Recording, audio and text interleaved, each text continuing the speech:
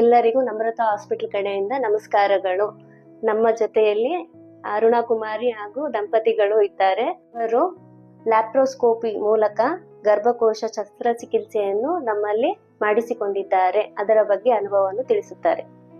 ನಮಸ್ತೆ, ನನ್ನ ಹೆಸರು ಅರುಣ್ ಕುಮಾರಿ. ನಾನು ಟೀಚರ್ ಆಗಿ ಕೆಲಸ ಮಾಡ್ತಾ ಇದ್ದೀನಿ.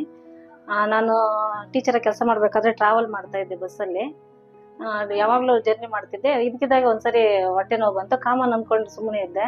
ಅದು ಹಾಗೆ ಹೊಟ್ಟೆ ನೋವು 2 ದಿವಸ ಫುಲ್ ಕಂಟಿನ್ಯೂ ತುಂಬಾ ಪೇನ್ ಬರ್ತಿತ್ತು, ತಡೆಯೋಕ್ಕಾಗಲಿಲ್ಲ. ನಮ್ಮ ಮನೆಯವ್ರಿಗೆ ಹೇಳಿ ಆಗ್ತಿಲ್ಲ ಅಂತ ಡಾಕ್ಟರ್ ಹತ್ರ, ನಮ್ಮ ಮನೆ ಹತ್ರ ಒಂದು ಕ್ಲಿನಿಕ್ ಹೋಗಿದ್ವಿ. ಅಲ್ಲಿ ಡಾಕ್ಟರ್ಗೆ ಹೇಳಿದಾಗ ತುಂಬಾ ಪೇನ್ ಇದೆ ಮೇಡಮ್, ತಡೆಯೋಕ್ಕಾಗ್ತಿಲ್ಲ, ಕಿಬ್ಬೊಟ್ಟೆಯಲ್ಲಿ ತುಂಬಾ ಪೇನ್ ಇದೆ ಅನ್ನೋದಕ್ಕೆ ಅವ್ರು ಆಯ್ತು, ಈಗ ಸದ್ಯಕ್ಕೆ ಟ್ಯಾಬ್ಲೆಟ್ ಕೊಟ್ಟಿರ್ತೀನಿ, ಸ್ಕ್ಯಾನ್ ಬರ್ದಿರ್ತೀನಿ, ನಾಳೆ ಸ್ಕ್ಯಾನ್ ಮಾಡಿಸಿ ಅಂತ ಹೇಳಿದ್ರು. ಆ ಟ್ಯಾಬ್ಲೆಟ್ ತಗೊಂಡೆ ನೈಟ್ ಆಗ ಆರಾಮಾಗಿದ್ದೆ. ಮತ್ತೆ ಮಾರನೇ ದಿವಸ ಮತ್ತೆ ಶುರುವಾಯಿತು. ಮತ್ತೆ ಕೆಲ್ಸಕ್ಕೆ ಹಾಗೆ ಹೋಗಿ ಬಂದೆ. ತಡೆಯೋಕ್ಕಾಗಲಿಲ್ಲ. ನಮ್ಮ ಮನೆಯವ್ರಿಗೆ ಹೇಳಿದಾಗ ಹೋಗ್ಲಿ ಸ್ಕ್ಯಾನ್ ಮಾಡಿಸ್ಬಿಡೋಣ ಅಂತ ಕರ್ಕೊಂಡು ಹೋದ್ರು ಸ್ಕ್ಯಾನ್ಗೆ. ಆರ್ತಿ ಸ್ಕ್ಯಾನ್ ಬರ್ಕೊಟ್ಟಿದ್ರು. ಆರ್ತಿ ಸ್ಕ್ಯಾನ್ಗೆ ಹೋಗಿದ್ವಿ.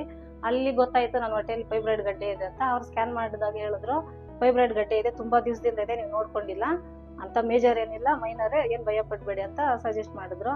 ಅವತ್ತು ಪೇನಲ್ಲಿ ಇದೆ, ತುಂಬಾ ಪೇನ್ ಇತ್ತು ಅವತ್ತು. ಹಾಗೆ ಪೇನಲ್ಲಿ ಇದ್ಮೇಲೆ ನಮ್ಮ ಮನೆಯವರು ಯಾವ ಡಾಕ್ಟರ್ ಹತ್ರ ಹೋಗೋದು, ಎಲ್ಲಿ ಹೋಗೋದು ಅಂತ ಅವರು ಗೂಗಲ್ ಸರ್ಚ್ ಮಾಡ್ತಿದ್ರು. ಗೂಗಲ್ ಸರ್ಚ್ ಮಾಡಬೇಕಾದ್ರೆ ಈ ನಮ್ರತಾ ಹಾಸ್ಪಿಟಲ್ ಮತ್ತೆ ಮೇಡಮ್ ಅವ್ರ ಇಂಟರ್ವ್ಯೂಸ್ ಎಲ್ಲ ಸ್ವಲ್ಪ ನೋಡಿದ್ರು. ನೋಡ್ಬಿಟ್ಟು ಅವರು ನನಗೆ ಹೇಳಿದ್ರು, ನೋಡಿ ಈ ಥರ ಇದ್ದಾರೆ, ಒಳ್ಳೆ ಡಾಕ್ಟ್ರು, ಹೋಗೋಣ ಇಲ್ಲಿಗೆ ಅಂತ ನನ್ನ ಕೇಳಿದ್ರು. ನನಗೆ ಅಷ್ಟು ಪೇನ್ ಇತ್ತು. ಆಯ್ತು ಹೋಗೋಣ ಅಂತೇಳಿ ಹೋಗಿದ್ವಿ. ರಾಮ ಮಂದಿರ ಹತ್ರ ಅವ್ರ ಕ್ಲಿನಿಕ್ ಇದೆ, ಅಲ್ಲಿಗೆ ಹೋಗಿದ್ವಿ. ಅಲ್ಲಿಗೆ ಹೋದಾಗ ಡಾಕ್ಟ್ರು ಬಂದು ನೋಡಿದ್ರು. ನೋಡ್ಬಿಟ್ಟು ಒಂದ್ಸಲ ಚೆಕ್ ಮಾಡಿ ಮಾತ್ರೆ ಕೊಟ್ಟರು. ಮಾತ್ರೆ ಕೊಟ್ಟು 3 ದಿವಸ 5 ದಿವಸನ 3 ದಿವಸ ತಿನ್ನಿ ಅಂತ ಕೊಟ್ಟಿದ್ರು. ಅದು ಇದುವರೆಗೂ ನಂಗೆ ಪೇನ್ ಬಂದೇ ಇರಲಿಲ್ಲ. ನನಗೇನು ಅನ್ಸ್ಬಿಡ್ತು ಅಂದರೆ, ಸರ್ಜರಿ ಮಾಡಿಸೋದು ಬೇಡ, ಹೆಂಗೋ ತಿಂದಿದ್ದಕ್ಕೆ ವಾಸಿ ಆಯ್ತಲ್ವ, ಹಿಂಗೆ ಎದ್ಬಿಡೋಣ ಅನ್ಸ್ಬಿಡ್ತು. ಆದರೂ ಈ ಫೈಬ್ರಾಯ್ಡ್ ಗಡ್ಡೆ ಹೊಟ್ಟೆಲಿದ್ರೆ ಮತ್ತೆ ಮುಂದಕ್ಕೆ ಪ್ರಾಬ್ಲಮ್ ಅಲ್ವಾ ಅಂತ ಹೇಳ್ಬಿಟ್ಟು ಇವ್ರ ಹತ್ರನೇ ಮಾಡ್ಸೋಣ ಅಂತ ಡಿಸೈಡ್ ಮಾಡ್ಕೊಂಡ್ವಿ. ನಮ್ಮ ಮನೆಯವ್ರು ನನ್ನ ಕೇಳಿದ್ರು, ಓಕೆ ನಮ್ಮ ಮೇಡಮ್ ಪರವಾಗಿಲ್ವ, ಇಲ್ಲೇ ಮಾಡ್ಸೋಣ ಅಂತ. ಆಯ್ತು ಅಂದಿದ್ದಕ್ಕೆ ಮತ್ತೆ ಇಲ್ಲಿ ನರ್ಸಿಂಗ್ ಹೋಮಿಗೆ ಬಂದ್ವಿ. ನಮ್ರತಾ ನರ್ಸಿಂಗ್ ಹೋಮಿಗೆ ಬಂದು ಇಲ್ಲೆಲ್ಲ ನೋಡಿದ್ವಿ. ಇಲ್ಲಿ ಬ್ಲಡ್ ಚೆಕಪ್ಪು ಮತ್ತೆ ECG ಅದು ಇದು ಎಲ್ಲ ಚೆಕಪ್ಗಳು ಹೇಳಿದ್ರು. ಮತ್ತೆ ಸುಮಾರು ಚೆಕಪ್ಗಳೆಲ್ಲ ಮಾಡಿದ್ರು. ಬಂದ್ವಿ. ಕ್ಲಿನಿಕ್ಕು ಪರವಾಗಿಲ್ಲ ಅನಿಸ್ತು. ಮೇಡಮು ಒಳ್ಳೆ ಕಾನ್ಫಿಡೆನ್ಸ್ ಕೊಟ್ಟರು, ಪರವಾಗಿಲ್ಲ, ಏನು ತೊಂದರೆ ಇಲ್ಲ, ಲ್ಯಾಪ್ರೋಸ್ಕೋಪ್ ಇದೆ ನಮ್ಮಲ್ಲಿ, 2D ಇದೆ, ಏನು ಭಯ ಆಗಲ್ಲ, ಕ್ಯೂರ್ ಆಗ್ತೀರಾ, ಬೇಗ ಕ್ಯೂರ್ ಆಗ್ತೀರಾ, ಆರಾಮಾಗಿ ನಿಮ್ಮ ಕೆಲಸ ನೀವೇ ಮಾಡ್ಕೊಬೋದು ಅಂತ ಮೊದಲೇನೆ ತುಂಬ ಕಾನ್ಫಿಡೆನ್ಸ್ ಕೊಟ್ಟರು ನಮಗೆ.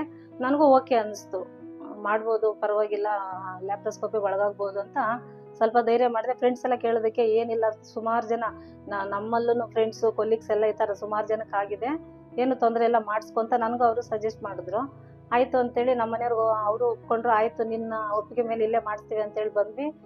ಮೇಡಮು ಅಷ್ಟೇ ತುಂಬ ಚೆನ್ನಾಗಿ ನೋಡಿಕೊಂಡ್ರು, ತುಂಬ ಚೆನ್ನಾಗಿ ಟ್ರೀಟ್ ಮಾಡಿದ್ರು, ಸಜೆಷನ್ಸ್ ಕೊಟ್ಟರು, ಈ ಥರ ಮಾಡಿ, ಈ ಥರ ಬಂದು ಅಡ್ಮಿಂಟ್ ಆಗಿ. ಭಯ ಇತ್ತು ಮನಸ್ಸಲ್ಲಿ, ಏನಾಗುತ್ತೆ ಅಂದರೆ ಇನ್ನೊಂದು ಏನಂದ್ರೆ ಅನಸ್ತೇಷಿಯಾ ಕೊಡ್ತಾರೆ. ಅವಾಗ ನನಗೆ ಆಲ್ರೆಡಿ ಒಂದು ಸರ್ಜರಿ ಆಗಿ, ಇದು ಡೆಲಿವರಿ ಆಗಿದೆ, ಸಿಸರಿನ್ ಆಗಿದೆ.